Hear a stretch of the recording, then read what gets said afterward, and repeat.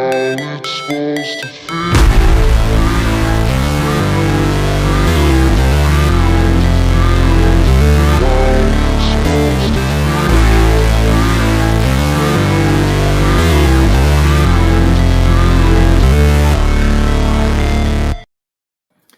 Welcome to the latest episode of ClayDHD.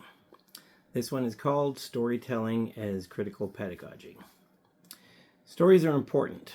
Stories are the scaffolding of our lives. And we live our internal lives according to the canon of the story we tell about ourselves.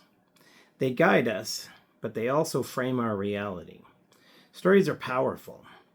For the first time in 10 years, I will be teaching a completely new curriculum. I have taught grade 6 humanities for 10 years. 1 year I taught everything to one group of students. For the other 9 of those 10 years, I taught English, social studies, and a combination of French, career education, and physical and health education.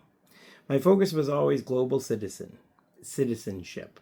How are we connected to people around the world, and how do our choices and actions impact the world? From global village infographics to clothing maps to researching fair trade and how our consumption connects us to people and countries around the world, my primary theme was interconnection in the global village. As I start teaching grade 8 humanities, I have chosen storytelling as my primary theme. Grade 8 English has 5 big ideas.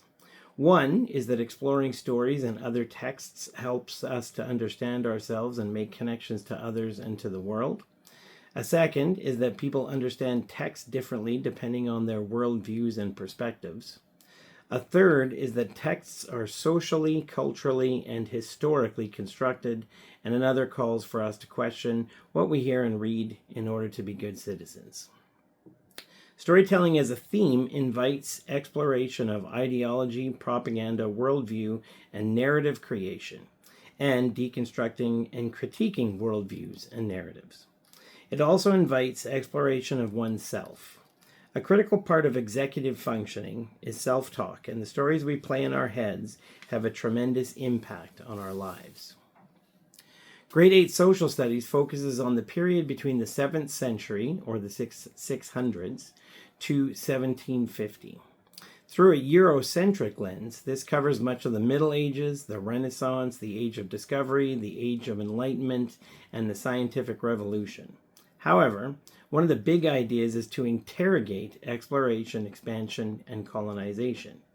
Since I'll be looking through the lens of storytelling, I'll be putting ideas like discovery under the microscope, and I'll be exploring how the acts of colonization lead to the ideas of colonialism. I'll also be working to decenter European perspectives about history and to explore, what's a better, less colonial word for that? Histories of Africa, Asia, and the Americas during this time period. A central question will be how the stories we tell of history shape the world today. What are some of the stories we tell about history in the world today that shape our lives? To me, the most pernicious and widespread story that society tells is us versus them. It appears as sexism, racism, classism, homophobia, transphobia, nationalism, and in any story or narrative where one group is better than another group or where one group has reason to exclude another group. The us versus them story can have many layers to it. This past school year, a couple of bright social justice-minded students asked me how many races there are. They asked from a place of wanting to strengthen a narrative against racism.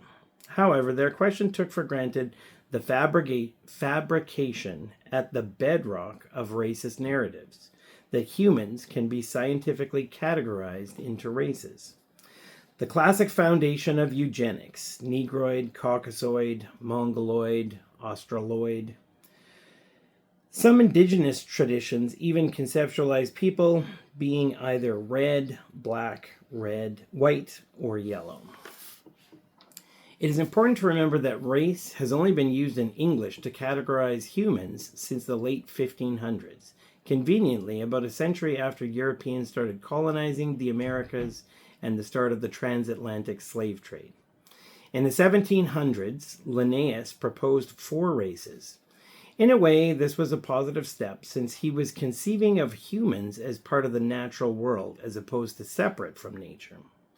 This was similar to Newton proposing that physics applied to the heavens in the same way they applied to things on Earth. Both of these applied science to things that had previously been thought to be separate from nature and natural laws. However, the misunderstanding that humans can be scientifically categorized led to scientific racism, which led to eugenics. Eugenics conceived of humans as being of good stock or of inferior stock. The impacts of this worldview include the Holocaust, forced sterilization campaigns, and craniometry, the measurement of skulls to determine intelligence. It echoes in current racism, both systemic and ideological. At its heart, eugenics and any other kind of racism is an attempt to split the world into us versus them. By categorizing the other, whether it be other races, women, immigrants, or people with sexual orientations or gender identities different from our own, as inferior, we make ourselves, by comparison, superior. This reveals white supremacy as a symptom of white insecurity. The reason that groups cast people outside of their own circles as others is because they want to be positive by comparison. Of course, race is no longer recognized by science. According to Encyclopedia Britannica, most differences thought of as racial characteristics are expressed in subtle gradations over wide geographic space.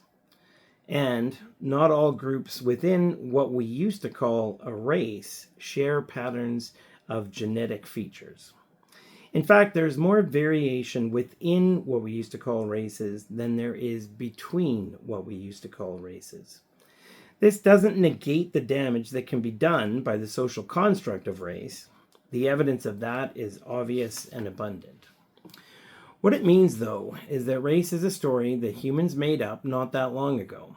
It was used to justify the transatlantic slave trade and applying the doctrine of discovery to lands occupied by thriving communities, meaning that to apply the doctrine of discovery, the lands discovered needed to be empty. So colonizers told a story that the communities that lived on the lands that they discovered weren't civilized enough to have a valid claim over their lands. The worst part of the story of race is that it has become background noise to the stories we are conscious of. We no longer realize that it is a story, so we strengthen it by rendering it invisible and unassailable. The most important part of recognizing the importance of storytelling is to be able to identify stories, to question and interrogate them, to choose whether to believe them, revise them, discard them, or rewrite new ones that serve our purposes, connect us to one another and our world, and make the world one we are happy to call home. How it's supposed to feel.